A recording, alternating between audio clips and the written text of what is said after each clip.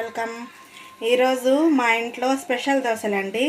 జొన్నలు సజ్జలు కొంచెం కొంచెం ఒక గ్లాసు టీ గ్లాసు జొన్నలు, టీ గ్లాసు నిండా సజ్జలు, గుప్పెడు సగ్గుబియ్యం, గుప్పెడు మినప్పప్పు, ఒక స్పూను మెంతులు వేసి నానబెట్టుకున్నానండి రాత్రికి.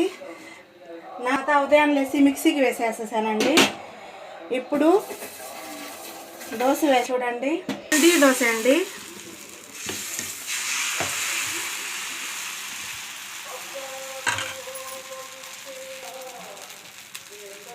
దీంట్లోకి కాంబినేషన్గా గొడ్డు కారం అండి. ఇది ఎండుమిర్చి, జీరా,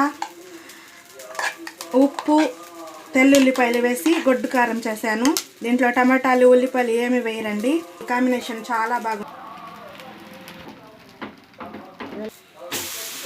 ఇలా వచ్చింది దోశ.